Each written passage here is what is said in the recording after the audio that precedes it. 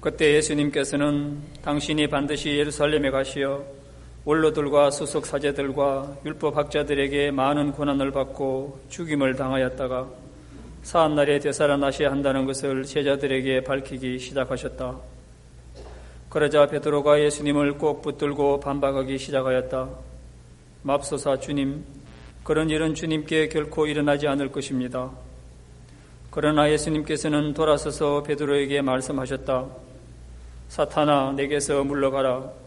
너는 나에게 걸림돌이다. 너는 하느님의 일은 생각하지 않고 사람의 일만 생각하는구나. 그때 예수님께서 제자들에게 말씀하셨다. 누구든지 내 뒤를 따라오려면 자신을 버리고 제 십자가를 지고 나를 따라야 한다. 정녕 자기 목숨을 구하려는 사람은 목숨을 잃을 것이고 나 때문에 자기 목숨을 잃는 사람은 목숨을 얻을 것이다. 사람이 온 세상을 얻고도 제 목숨을 잃으면 무슨 소용이 있겠느냐? 사람이 제 목숨을 무엇과 바꿀 수 있겠느냐? 사람의 아들이 아버지의 영광에 쌓여 천사들과 함께 올 터인데 그때 각자에게 그 행실대로 갚을 것이다. 주님의 말씀입니다. 그리스도님 찬미합니다.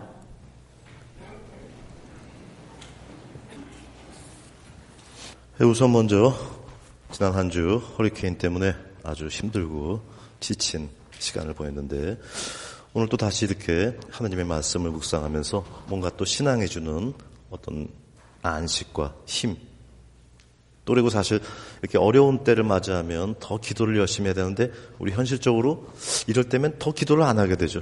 아마 평소보다 다들 기도를 덜 했을 거예요. 그래서 그러다 보니까 알게 모르게 또 어떤 영적인 감각이 많이 또 둔화되어 있죠. 그래서 다시 또 영적인 감각을 회복하는 그런 차원으로 또 이번 주일 복음 또 잘 묵상해야 되겠습니다. 오늘 연중제 22주일인데 오늘 복음 마태복음 16장 21절에서 27절까지의 말씀. 그래서 오늘 복음 우리 구매학교 때 했던 문단 나누기식으로 하면은 두 가지 파트로 구성이 되어 있어요. 그래서 성경 소재도 두 개. 첫 번째 21에서 23절까지는 순환에 대한 첫 번째 예고라는 성경 소재가 붙어 있어요. 나머지 24절에서 17절까지는 예수를 따르려면이라는 성경 소재가 붙어 있고.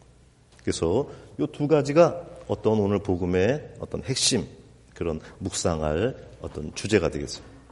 그런데 사실은 이 두 가지를 묵상하는데 이 중간에 우리가 뭘 또 주목을 해야 되냐면은 순환에 대한 예수님의 첫 번째 예고에 대한 베드로의 태도를 주목해야 돼요.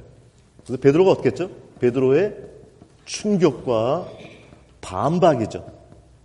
주님, 결코 그런 일은 일어나지 않을 것입니다.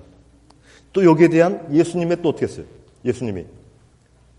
예수님의 호된 질책이 이어지죠. 그래서 예수님 또 어떻게까지 얘기했냐면은 사탄아, 내게서 물러가라. 너는 하느님의 일은 생각하지 않고 사람의 일만 생각하는구나. 그리고 나가지고 주어진 게 이제 오늘 복음의 일종의 마무리, 어떤 결론 부분에 해당하는 예수를 따르려면. 그래서 요 예수를 따르려면이라는 요게 오늘 복음의 어떤 마지막 결론적인 측면인데 갑자기 뜬금없이 등장한 게 아니고 요런 맥락 속에서 등장한 거예요. 요번 주 우리 허리케인 그거 일기에 보면서 그런 얘기 많이 들었죠. 그래서 그 내일을 예측하는 거는 지금만 봐가지고 예측하는 게 아니고 어땠어요?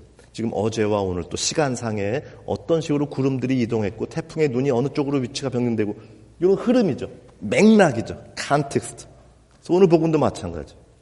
그래서 많은 경우에 우리가 예수를 따르려면 요 파트에 주목을 해가지고 아마 여러분들 다 어떤 얘기 많이 할 건지 다 아실 거예요. 근데 그걸 바로 그렇게 해가지고 그것만 들어가면은 제가 항상 얘기하는 어떤 마테오가 진짜로 하려는 그런 제 맛을, 속의 깊은 맛을 잘 못 느껴요. 맥락을 잘 봐야 돼요. 그래서 이제 요 네 가지가 핵심인데 이제 한번 살펴볼 텐데 첫 번째로 순환에 대한 첫 번째 예고인데 오늘 복음에 보면은 예수님이 이제 제자들에게 당신의 임박해 오는 십자가 순환 죽음을 이제 밝히기 시작하시는 대목이죠. 그러다 보니까 첫 번째 예고다 보니까 어떤 거를 조금 의식하면 좋냐 하면 지금 요 시점 이전까지는 나자렛 예수님의 십자가 죽음, 조롱받고 매맞고 죽임당하는 우리 그리스도 구원 신비의 어떤 그런 에센스, 노른자는 얘기는 조금씩 나왔지만 그렇게 어떤 본격적으로 하지는 않았던 거예요. 그러니까 진도가 여기까지 안 나갔던 거예요. 우리 그리스도 신앙의 핵심 진도까지는 본격적인 진도를 들어가지 않았던 거예요. 예비적인 진도를 했던 거예요. 마치 어떻게 얘기할 수 있냐면은 의대를 들어가는 게 아니고 의예과를 들어가죠. 그래서 먼저 예과를 하죠. 그리고 이제 예과를 마치고서 본과를 하는데 지금 여기 앞에 예과적인 얘기를 계속했던 거예요. 이제 마침내 예수님이 본과적인 얘기. 그래서 지금 이제 어떤 나자렛 예수님의 그 공생활에 있어가지고 지금 어떤 그런 당신의 십자가 순환 죽음을 통한 앞선 아버지의 그런 구원 계획이 성취된다라는 이제 우리 신앙의 어떤 그런 노른자로 진입하는 그런 시점이에요. 그래서 이 앞에는 뭐가 있었냐 하면은 지난주 복음이에요. 지난주 복음 뭐였냐면 베드로의 고백이었죠. 나를 누구라고 생각하느냐? 뭐 엘리야다, 뭐 예언자 중에 한 명이다, 뭐 요한이 살아났다. 너희는 나를 누구라고 생각하느냐? 선생님은 살아계신, 아까 얘기했던 그런 정도가 아니고 선생님은 살아계신 하느님의 아들 그리스도이십니다. 놀라운 얘기죠. 그러다 보니까 예수님, 지금 이 앞에까지는 어디에 초점을 맞춘 거냐면은 그 나자렛 예수님이 하느님의 아들, 하느님의 현존을 담고 있고 세상을 구원하러 오신 그리스도이시다라는 고점까지만 얘기했는데 그 그리스도가 어떤 식으로 세상을 구원하는지 이제 본격으로 넘어가는 거예요. 그러니까 예과에서 본과로 넘어간다고도 얘기할 수 있고 제 식으로 얘기하면은 함수의 얘기를 했던 거예요, 지금까지는. 근데 이제 함수 얘기해서 미분 적분으로 가는 거예요. 미분 얘기도 하고 적분 얘기도 하고. 그러다 보니까 이제 진짜 본격적인 얘기가 들어가는 거예요. 앞에 자체만으로는 부족한 거고 이제 이게 진짜인 거예요. 이런 아주 되게 심각한 시점에서 오늘 일어났던 사건이 오늘 에피소드예요. 그래서 이 대목에서 우리가 먼저 생각해야 되는 게 뭐가 있냐면은 예수님이 이렇게 첫 번째로 당신의 순환을 미리 예고했다라는 점은 우리에게 어떤 걸 가르쳐주고 있는 거예요. 나자렛 예수님이 십자가 못 박혀 돌아가시고 조롱받고 죽임당했다라는 것이 어떻게 하다 보니까 생긴 우발적이거나 우연적인 그런 사건이 아니었다라는 거예요. 이미 앞서서 하느님이 그런 식의 구원으로 계획을 하시고 정해놓으신 거였다는 거죠. 그러다 보니까 예수님이 손수 예고라는 것도 있을 수 있는 거예요. 그래서 우리 성경 보면은 그런 나자렛 예수님 십자가 순환 죽음이라는 우리 신앙의 그 노른자 에센스의 이것이 앞선 하느님의 뜻이라는 대목이 많이 있죠. 사도행전 같은 데 보면은 2장에 성령 강림을 통해서 성령을 충만히 받은 사도 베드로가 이제 그런 선포를 하죠.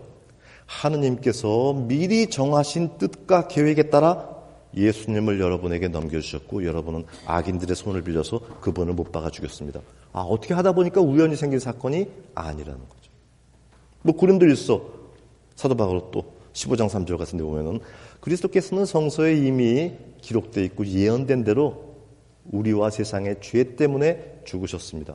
항상 이렇게 이미 앞선 계획이다라는 거 상당히 중요한 데입니다. 또 우리 구약에 보면 어때요? 메시아가 오신다라는 메시아의 오심만 예언이 되어 있는 게 아니고 그 오시는 메시아가 어떻게 한다 했어요? 사람들에게 세상에게 배척받아가지고 죽임당한다라는. 그래서 우리 대표적으로 사순시기 때 많이 하는 이사야 예언서에서 고난받는 배척받는 주님의 종 바로 예수님의 그런 십자가 순환 배척을 이미 예고하고 있죠.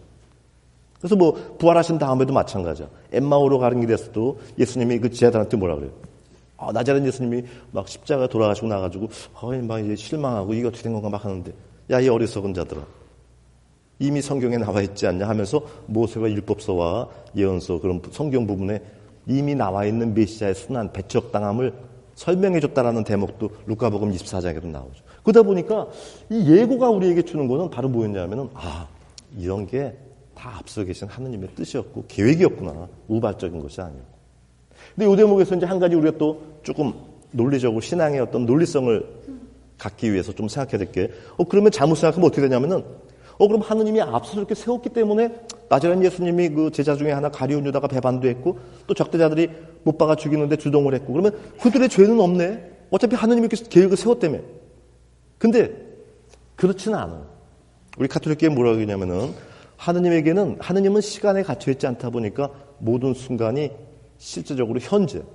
그러다 보니까 하느님이 어떤 영원한 계획이든 무슨 계획이든 어떤 선택이든 할 때 이런 걸 할 때는 나중에 시간 속에서 우리 각자가 행할 여러 가지 태도나 선택, 행위 이런 것들까지 고려가 돼가지고 영원한 계획 어떤 선택 이런 게 이루어진다는 거예요. 우리로서는 사실 이해하기 어려운 거예요. 왜냐하면 우리는 시간 속에 살아가기 때문에. 근데 신은 어때요? 신의 제일 펀더멘탈 기초가 뭐예요? 시간에 갇혀있죠. 시간과 공간에 갇혀있지 않다 보니까 전지전능이라는 게 신에 대해서 어떤 철학적으로 제일 펀더멘탈, 꼭 그리스도가 아닌데도. 그러다 보니까 신의 이런 앞선 계획 속에서 나자렛 예수가 넘겨져가지고 조롱받고 매맞고 죽임당했다 그래가지고 그들의 죄가 없는 게 아니고. 그래서 우리 가룟 유다한테 예수님이 뭐라고 하지? 넌 차라리 세상에 안 태어났으면 너한테도 좋았겠다. 상당히 우리에게 많은 거를 얘기하는 그런 점이죠. 어쨌거나 하여튼 그래서 앞선 하느님의 이제 그런 세상에 메시아를 보내주는데 세상이 못 알아보고 이제 그분을 못 박아 죽여가지고 의외로 하느님 아버지의 신비로운 그런 구원의 앞선 계획이 성취되는 그런 시점 속에서 이제 예수님이 이들에게 이제 본격적인 얘기를 예고해주는 거예요. 그랬더니 베드로가 어떻게 해요? 막 충격을 받죠. 아니, 우리가 믿고 따른 나자렛 예수님은 그런 분이 아닌데 그 누구도 감히 그분에게 대적하지 못하는 뭐 로봇 태권브이 같은 아주 그냥 뭐 어때요? 아무도 뭐 대적 못하는 그냥 막강한 어떤 모든 게 순탄하고 장밋빛은 그런 분인데 저분이 뭐 순환당하고 죽임당해? 얼마나 황당해. 우리가 순환당하고 죽임당하는 메시아를 지금 믿고 따라왔다는 얘기야? 충격이죠. 그러면서 이제 충격으로 끝나는 게 아니고 반박까지 하죠. 마소사 주님, 그런 일은 주님께 결코 일어나지 않을 것입니다. 이 충격도 마찬가지예요. 뭔가 충격을 받는다는 것은 앞에 뭐가 선행됐냐 하면 사실은 어떤 예상이 앞에 있었죠. 우리 한국에 뭐 축구 잘 못할 때 일본한테 졌다. 축구 잘 안 봤죠. 요즘 우리 한국 축구가 약하니까. 근데 저렇게 잘해. 박지성도 있고 뭐 베레베레 다 있는데 일본 3대0 깨지면 어때요? 충격 크죠. 왜냐하면 이길 걸로 예상을 했기 때문에. 공부 못하는 애가 빵점 맞아가지고 오면은 뭐 별로 충격 안 큰데 맨날 A 받는 애인데 빵점 맞아. 그러다 보니까 이 충격이라는 게 뭘 의미하는가 하면 베드로가 나자렛 예수를 믿고 따르고 주님은 하느님의 살아계신 하느님의 아들 그리스도이십니다라는 고백은 했지만 그는 나름대로 어떤 구원을 예상했던 거예요. 아버지가 세운 진짜 그 십자가에 배척받고 죽임당하는 그 구원과는 전혀 어쩌면 반대적인 그런 구원관을 가졌던 거예요. 그런 구원을 예상하고 그런 구원을 또 기대하고 그러면서 따른 거예요. 나중에 언제 깨닫냐 하면은 성령 강림 때 깨닫죠. 그러니까 그때까지도 지금 베드로는 어떠냐면은 자기 나름의 생각하는 구원관. 이 대목에서 또 우리도 한번 생각해 봐야 돼요. 예수님 열심히 베드로처럼 예수님은 하느님의 아들 그리스도이십니다. 고백하는 건 좋은데 그것만으로는 안 되고 아버지가 세우신 그 십자가에 배척받고 죽임당하는 그 메시아 그리스도라는 그런 구원관을 제대로 이해한 그런 신앙인지 믿음인지 상당히 중요하죠. 만약에 이게 안 돼 있고 지금 요 시점에서의 베드로와 같이 예수님은 얘기하는데 예수님의 실제 아버지의 그런 배척받는 구원관을 잘 모른다. 그건 마치 뭐 같은 거냐면 아까 얘기했듯이 이해과는 뭐 대충 했는지 모르겠는데 의대 본과는 시작도 못한 거예요. 함수는 조금 하는지 모르겠는데 미분적분은 전혀 안 되고 있는 거예요. 우리 신앙이 뭐예요? 여러분 왜 우리 손가락, 집에, 차에 뭐 온갖 데 십자구상 왜 붙여놓고 있어요? 이게 우리 신앙의 에센스고 영혼이에요. 그런데 지금 이거는 지금 잘 모른 채 자기 나름의 어떤 구원에 대한 예상. 그러면서 또 어땠어요? 그런 일은 결코 일어나지 않을 겁니다. 상당히 어때요? 이제 뭐까지 엿볼 수 있냐면은 자신의 어떤 그런 판단에 대해서 어때요? 결코 일어나지 않을 겁니다. 아니 지금 나자렛 예수님이 이제 곧 내가 넘겨져서 순환받고 죽고 하면은 이해가 안 가더라도 어때야 될까요? 뭔지 이상하긴 한데 어떻게 된 거지? 이 정도로만 했어야 되는데 그런 일은 주님에게 결코 일어나지 않을 것입니다. 자기가 뭘 안다고. 주님 앞에서 자기의 지금 지성인이 판단력이라는 거는 이건 모래 세 발의 피죠. 그러다 보니까 예수님 뭐라 그래요? 네가 지금 잘 이해를 못하는구나 정도가 아니고 호되게 질타하죠. 사탄아 물러가라. 너는 하나님의 일은 생각하지 않고 사람의 일만 생각하는 거예요. 지금 여기서 예수님 이 호된 질책도 조금 생각해 봐야 돼요. 사랑이고 자비이신 하느님이시고 그 하느님이 사람이 되신 예수님인데 아무리 그래도 그렇지 사탄아 물러가라가 뭐야? 언어폭력 아니야 이거? 어떻게 된 거예요? 일단 내용은 그런 거예요. 베드로는 지금 어때요? 자기 나름의 어떤 예상, 자기 나름의 어떤 구원, 거기다 자기의 의견으로 결코 일어나지 않을 것입니다라는 이거 해서는 안 될 자기의 수준을 넘어서는 오버하는 얘기를 했죠. 그리고 또 하느님이 우선이 아니고 어땠어요? 사람이죠. 인간적인 거. 이게 질서가 손상됐죠. 우리 가톨릭 교회 자기 가족이나 자기 누구 친구나 하여튼 사랑하는 건 좋은데 우리 가톨릭 교회 뭐라고 선포하냐면은 사랑에도 질서가 있다 그러죠. 위계 질서가 있다 그러죠. 하느님에 대한 사랑, 하느님과의 관계는 절대 우선이죠. 그 바탕 위에서 이제 아내를 사랑하든 자식을 사랑하면 그게 진짜 인간 사랑이고 가족 사랑인데 이 질서가 손상이 되면 뭐가 되냐면 인본적인 사랑이 되고 자기 자신의 어떤 그런 자기 센츄릭, 에고 센츄릭 사랑이에요. 그건 잘못하면 죄로 이어지는 거예요. 그건. 그러다 보니까 지금 어때요? 질서도 손상돼가지고 그러지. 거기다 지금 감히 나자렛 예수님, 하느님이 사람이 된 분이 지금 아버지의 그런 그리스도를 통한 구원의 경륜을 지금 자기들에게 미리 얘기해주는 이런 수준인데 지금 감히 거기다 대고서 그런 일은 결코 주님께 일어나지 않을 것입니다. 상당히 어때요? 심각한 잘못된 대사였죠. 그 나자렛 예수님은 베드로의 그런 대사를 겉만 봤으면 어떻게 할까요? 네가 날 생각해 주는구나. 고맙다. 하지만 어쩌겠냐. 아버지의 뜻이 그러니 내가 십자가에 이제 조롱받고 죽임당할 거다. 이 정도가 아니고 사탄아 내게서 물러가라. 사실 사탄도 마찬가지예요. 여러분 지옥이 뭐냐면 사탄이 가는데 근데 사탄이 무슨 특별한 나쁜 큰 행위를 해가지고 사탄이 지옥에서 영원히 멸망할 것이 아니라 사탄의 항상 토마스 아퀴나스적으로 얘기하면 어떤 저지른 행위보다 더 무서운 게 뭐냐면 그 행위를 유발한 성향이죠. 자기 속에 가지고 있는. 선천적으로 태어난 거와 자라오면서 형성된 헤비추얼 돼버린 자기의 성향. 그러다 보니 사탄성이 바로 뭐냐면은 나쁜 어떤 행위를 하는 정도가 아니고 사탄은 항상 어때요? 하느님보다 자기 중심이고 하느님 절대 우선이라는 거를 깨려고 하는 맨날 이간질시키고 노력하는 게 사탄이에요. 그래서 지금도 이 베드로에게 어쩌면 나자렛 예수님은 사탄아 물러가라 이 얘기를 하면서 베드로 속에 보이는 어쩌면 사탄이 가지는 그런 어떤 하느님 절대 우선이 아닌 인간을 앞세우는 그런 성향 또 그러면서 자기 판단을 이렇게 막 주장하는 그런 어떤 것들을 함께 보셨는지도 몰라요. 그래서 반은 베드로에게 하시기도 하면서 어쩌면은 그 옆에서 베드로를 이간질시키고 부추기고 있는 보이지 않았지만 어쩌면 사탄에게 예수님은 하셨는지도 몰라요. 절대 그런 일은 일어나지 않을 것입니다. 요거 들으면서 그런 대목도 생각나면은 좋아요. 창세기에서도 어땠어요? 하느님은 분명히 너 선악과 이거든 너에게 허락한 것이 아니니까 따먹으면 죽어 그랬더니 뱀은 뭐라 그래요? 사탄은 너 따먹어도 안 죽어. 결코 죽는 일은 없어. 항상 어때요? 뭔가 어떤 하느님의 어떤 앱솔루트 절대와 어떤 그런 거에 대해서 싹 질서를 손상시키죠. 너 따먹어도 안 죽어. 너도 따먹으면 너도 높아지고 영리해지고 어쩌죠. 그래서 지금 어떤 사탄성이 지금 베드로의 그 대사 속에 많이 담겨 있는 거예요.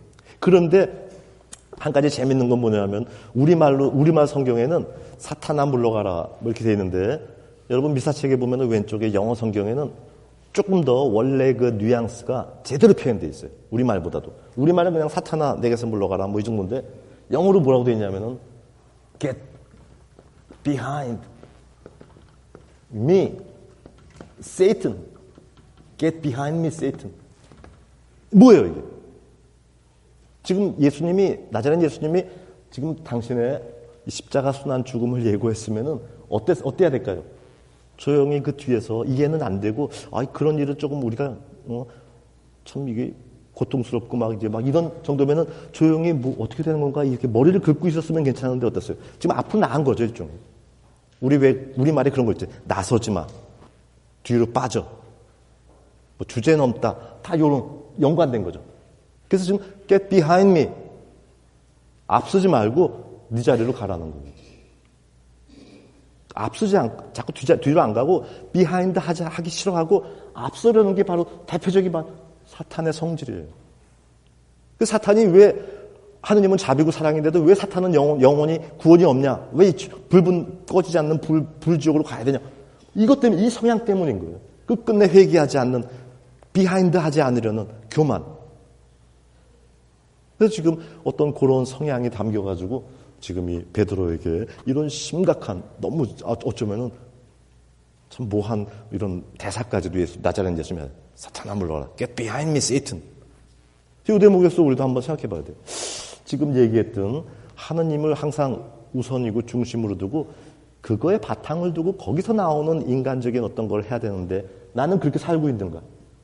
나의 매일매일 사는 시간의 여러 가지 것들, 또 돈이니 뭐니 여러 가지 모든 것들 어떻게 살고 있는가? 이 질서 한번 생각해 봐야 돼. 그러면서 또 잘 못 살고 그냥 세리창녀같이 머리나 그냥 긁고서 고개 못 드는 정도면 또 그런 대로 또 뭔가 가능성이 있는데 이러면서도 또 어쩌고 저쩌고 막 이러면 이제 이거는 이제 중병인 거예요. 우리 병도 마찬가지죠. 생명을 위협하는 중병이 있고 생명까지는 지장을 안 주는 잔병이 있죠. 지금 여기서 우리가 봐야 되는 게 바로 이거. 그래서 지금 베드로는 어땠어요? 결국은 지금 어떤 예수님에 대한 어떤 그런 예수님은 그리스도이십니다라고 예수님을 믿는 예수님 신자이긴 했지만 예수님이 지금 어떤 식으로 구원하는지 십자가 구원이다라는 배척과 죽임당함의 구원이다라는 아버지의 그 진짜 구원의 어떤 내용이 아닌 제 나름의 생각으로 하고 있지. 거기다 또 하느님 절대 우선이 아니고 사람 인간적인 게 더 우선이 돼 있지. 그러면서 또 자기의 판단을 결코니 뭐 일어나지 않을 것입니다라고 얘기하는 아직도 자기의 그런 왜소함을 깨닫지도 못하고 있지. 아직 뭐야? 상당히 심각한 문제죠. 그래가지고 이제 예수님이 이렇게 호된 질책을 하고 나가지고 지금까지 얘기했던 이런 것들의 이제 종합으로 했던 얘기가 바로 뭐냐면은 나를 따르려면 오늘 복음 24절 누구든지 나를 따르려면 자신을 버리고 제 십자가를 지고 나를 따라야 한다. 한마디로 뭐예요? 아까 어땠어요? Get behind me, Satan에서는 자기가 강했죠. 그리고 자기 판단, 자기가 생각하는 무슨 구원에 그거 아니고 자신을 버리라는 얘기는 그리고 자기 십자가 지라는 얘기는 자기의 그런 것들을 버리는 거예요. 그거 아니고 하느님 그리고 하느님이 세우신 구원의 진짜 경륜들 앞선 계획들 그거를 배우려고 하고 거기에 나를 맞추는 거예요. 그러면서 뭐예요? 자기의 십자가를 지고 자기를 희생하는 거죠. 키포인트가 자기 희생이에요. 그래서 오늘 가톨릭 교회가 이독서도 그런 대목을 잡았죠. 뭐라 그랬어요? 이독서에서 자신을 산 제물로 바치십시오. 이거 예수님이 구원을 했는데 어땠어요? 힘이 세가지고 그냥 뭐 이렇게 위력으로다가 아니 마술적인 힘으로 세상을 구원한 게 아니고 어땠어요? 자기를 아버지의 앞선 뜻에 따라서 속죄 제물로 바쳤죠. 삐뚤어지고 거짓되고 불순한 그런 죄인들에게 모욕받고 매맞고 죽임당하는 그런 자기 희생의 방식으로 세상을 구원한 것이었지 그냥 무슨 권능을 가지고 구원한 게 아니었는데 지금 그러다 보니까 어때? 나를 따르려면 너희도 내가 보여준 이 십자가에 자기를 속죄 제물로 바치는 이걸 해야지만 진짜로 나를 따르는 것이고 그럴 때 뭐가 되냐면은 진짜로 어떻게 돼요? 예수님과 똑같이 하늘나라에서 천상 영광을 누린다라는 거예요. 그래서 오늘 복음 맨 후반부 마무리에서 그런 대목 나오죠. 각자 행실대로 갚아줄 것이다. 이 다음에 하느님이 우리가 하루하루 살면서 인생을 어떻게 살았는가? 정말 하느님을 위해서 나를 희생하고 사는 그런 자기 희생의 삶을 살았는가? 그걸로 각자 거기에 걸맞게 다 보상해 준다는 거예요. 그래서 오늘 복음이 여기서 끝나는데 오늘 복음 바로 다음에 후속이 뭔지 아세요? 예수님의 영광스러운 변모. 우리 몇 주 전에 했었죠. 베드로와 야고보와 요한 수제자들만 데리고 와가지고 높은 산에 올라가지고 천상 영광을 입은 이 다음에 십자가 이후에 부활의 그런 영광을 입은 완성된 모습을 세 제자에게 보여주는. 그러다 보니까 지금 오늘 이 복음이 뭐랑 연결시켜야 되냐면은 천상 영광하고 연결이 되어 있는 거예요. 이게 마테오가 한 아주 치밀하고 세밀한 어떤 성경의 구성이었던 거예요. 그 가운데 이제 오늘 복음이 이렇게 위치를 하면서 이 속에 지금 이런 또 일종의 안고들이 들어있는 거예요. 그래서 결국 예수님을 따른다는 것은 예수님이 보여주신 필리피서 우리 제일 많이 인용하는 대목인데 어떻게 했어요? 하느님의 아드님이셨지만 자신을 아버지의 앞선 뜻에 죽기까지 순종했죠. 종이란 말이 순순히 따른다는데 종이 뭐예요? 뒤에 있어서 따를 종자죠. 근데 아까 세이튼은 어때요? 비하인드 안 하죠. 뒤에 안 있죠. 나서죠. 튀죠. 그러고 따르지도 않고. 근데 예수님이 하신 건 그게 아니었고 그런 것 때문에 저질러진 원죄 그리고 그 원죄가 유발한 온갖 사람들의 각자 자기의 그런 원죄스러운 그런 성향과 정반대적인 반원죄성이 어때요? 비하인드 아버지의 뜻에 비하인드 해가지고 자신을 제물로 바치는 그걸 해준 거고 너희가 나를 따르려면은 내가 주님이다라는 그런 껍데기 단만 얘기해가지고는 안 되고 그걸 하루하루 삶에서 사는 거죠. 내가 이거 해가지고 이런 거 사 먹고 이렇게 즐길 수도 있지만 그걸 안 하고 내가 이 주님을 위해서 마치 자기 희생이에요, 자기 희생. 이걸 할 때 내가 천상 영광으로 이제 영광을 입듯이 너희도 그럴 때 영광을 입는 거더라. 그래서 결국 이 다음에 하느님의 심판 때 각자 지금 얘기했던 그런 거 요걸로 다 각자에게 걸맞게 자기 한 만큼 다 하느님이 이제 상선벌하게 이루어진다는 거예요. 여기다가 오늘 복음이 마테오 복음인데 오늘 복음하고 똑같은 이 연관 공간 복음 루카 복음 같은 데 보면은 루카는 여기다가 한 가지를 또 추가했어요. 나를 따르려면은 자신을 버리고 제 십자가를 지라 자기 희생을 해라 했는데 루카는 뭘 한 가지 추가했냐면은 날마다라는 말을 집어넣었어요. 추가했어요. 그러면서 루카가 하고 싶은 얘기는 뭐냐면은 뭐 자기를 버리고 자기를 희생해라 하니까 또 혹시나 잘못 생각해가지고 무슨 어떤 거창하고 무슨 특정 어떤 순간에 영웅적인 뭘 하는 그거 아니고 날마다 일상의 삶에서 자신을 버리고 하느님 절대우선으로 자기를 희생하는 그것을 일상적인 것으로 사는 삶을 얘기하는 거예요. 무슨 거창하고 허황되고 허영스럽고 평소에는 엉망인데 그거 아니라는 거예요. 또 우리 마태복음 13장에서도 하늘나라 신비 비유하면서 예수님이 그랬죠. 겨자씨의 비유, 누룩의 비유. 겨자씨같이 작은 건데 어때요? 정말로 하느님이 절대우선이라 많은 자기 희생을 하면서 바치고 또 누룩의 비유. 그것이 자기가 정말로 자기 속에 예수 그리스도를 믿는 신앙이 정말로 있다면은 자기 삶에 전반적으로 그게 반영이 돼야죠. 애들 키우는 데나 돈 쓰고 사는 데나 하루하루 시간을 쓰는 24시간이라는 누구에게나 똑같이 주어진 시간을 쓰고 사는 거나 자기 인생의 진로를 선택하는 것이다. 온갖 것에 반영이 됐어야죠. 이거 전혀 안 되고서 구원의 관도 전혀 없는 채 이건 뭐 아무것도 아니지 이게 무슨 신앙이야. 듣고 보니까 어때? 우리 뭐 그냥 맨날 단순한 얘기 뭐 자기를 버리고 제 십자가를 지고 따르라 이런 얘기만 했었는데 컨텍스트로 보니까 그런 단순한 복음이 아닌 거예요. 그래서 제가 지지난주에도 그런 얘기 했잖아요. 제맛이 들어간 조용필로 불러야지 뭐 내 모든 것 이러면 안 된다고 그랬죠. 복음도 마찬가지, 묵상도 마찬가지. 어쨌거나 그래서 오늘 이 또 마태복음 16장 21에서 27절 묵상하면서 오늘 한 번 더 주일인데 그런 거 돌아보세요. 자기 성찰해보세요.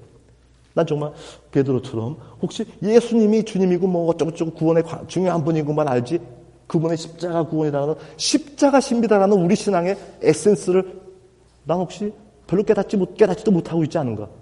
또 거기다가 사는 거는 그냥 하느님 중심 우선적이지도 않고 중심적이지도 않고 자기 희생 있지도 않고 이제 이런 것들을 조금씩 뉘우치고 회개하고 조금씩 제대로 이제 하려고 해야 돼요. 그럴 때 바로 뭐가 되냐면 점점 진짜 그리스도 신앙인이 되는 거예요. 몸만 성당 다닌다고 그게 신자가 아니에요. 그리고 나중에 하느님은 각자 행실대로 이것을 가지고 다 갚아줄 거예요.